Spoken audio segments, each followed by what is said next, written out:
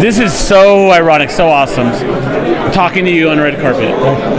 Usually we're on the same side of the carpet. That's right. I'm a little nervous. How's it feel to be interviewed? I'm better at interviewing than being interviewed, as you're about to find out. That's right, I can tell already. You know what, I was at another movie and you were in the movie too. The one about famous lover Rudolph Valentino? Yeah, Valentino, you're in that movie. I am. And you're like, it's so Hollywood, you didn't even show up to your own movie. Yeah, I couldn't come that night. That was a crazy night because a lot of press was going on. It was at a cemetery too. You know what's so funny? I can feel how uncomfortable you are. This is not, being interviewed is not your forte. It's not. You're everywhere.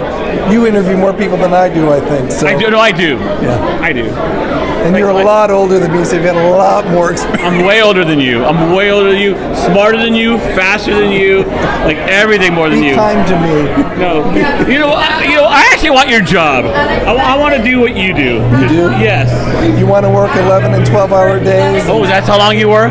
Yeah, a lot of times, yeah. Oh, I didn't know it was that hard. It is. You just don't show up? People don't know that what we do is difficult and that we spend all day. Sometimes I see a movie at 11 o'clock in the morning, then go to work, then might work until 11:30 at night. So it's not as easy as people think. And we write our own material. I don't just go on the air and read what somebody writes for me. We work hard, Fernando.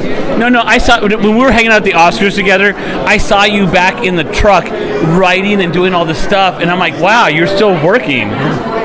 I just got back from Cleveland covering the Rock and Roll Hall of Fame. Worked 2 days. Those 2 days were 28 hours worth of work. Did live shots for New York, Chicago, Philadelphia, Houston, Raleigh, Durham, Fresno, San Francisco, Los Angeles, and ABC News Live. It's a lot of work. Okay. No, I love you and I respect you a lot. We get along great on the red carpet. I love bantering back and forth with you. But what's the number one thing people ask you? Tell me about your vest. It's probably. Oh yeah, you're the vest king. Because I have hundreds of vests that my wife has made.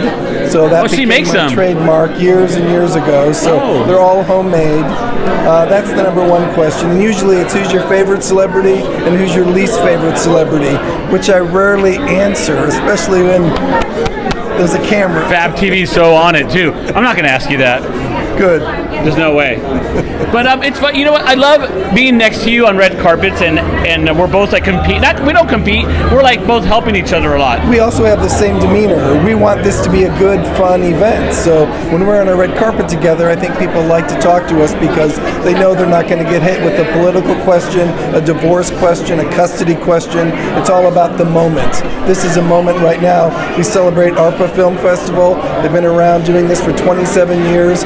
They love to celebrate culture and diversity and inclusion, and I think that's fantastic that they keep reminding us that the cinema is worldwide, and this weekend is a great example of that. I mean, you do have the same style because I never ask any gossip questions, any boyfriend, girlfriend, any political or religious question. I just don't. I don't want to hear that. And you know what? When people like you and it comes up in the conversation, they're letting you know they're okay to talk about it. Sometimes they bring it up because we don't need to talk about somebody's rumored love life, right? Yeah. There's a lot more important stuff to talk about. That's why the publicists love us. We're decent guys. We're going to say everything nice and talk about the film or what they're working on, not about their bad tooth job or what's going on. And sometimes we have to report the sad news, the bad news, the scandals, but we do it all with who, what, where, when, why, how, with attribution.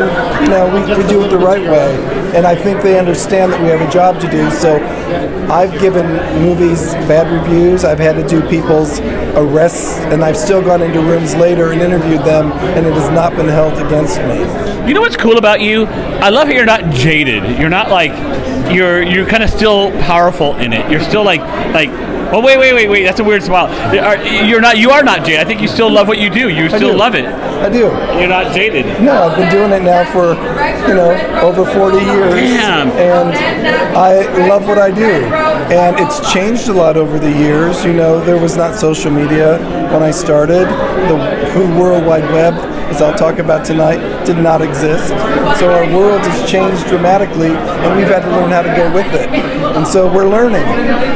Okay, here's a tough question, okay?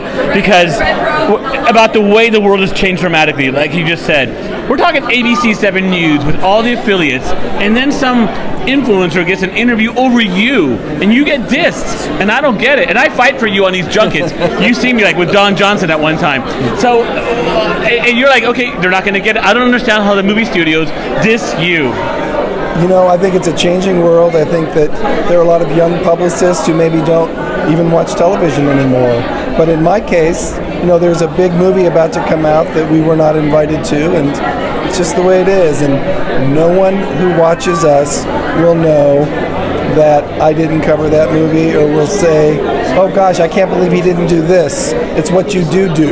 So you do the best with the stories you can do, and those stories that only you do, and you make yourself a reason that people want to watch. Like, let's see what George is doing tonight. Let's see what Fernando has. You know, we're not ever going to get everything, so do the best with what you do have, and then create your own. We create a lot of our own stories, and those are the best stories we tell. But isn't that a multi-million-dollar mistake, not interviewing with you? It is. No, really, like, okay, so I got this film coming out called Hollywood, I'm Sorry. You bet your butt we're going to talk. Okay, I think that's a good idea. And if Hollywood studio president would like to call me, I will be happy to speak with them. Okay. My last question with you is, how do you keep your voice? Because my voice goes away a lot from a lot of interviews. How do you keep it? My voice goes away a lot too, but you know, it's good to always have a glass of something next to your desk. So there's a lot of water, sometimes coffee, sometimes tea, but just always be able to sip on something, especially if you know you're going to be talking a lot. And cough drops, or they call them like soothing drops now, are good on Oscar days, on award show days. I'm going to say this one thing. George, you're a walking, talking legend in Hollywood, and I highly respect you, and I model my interviews after you. Thank you. It's nice to talk to you. Thank you.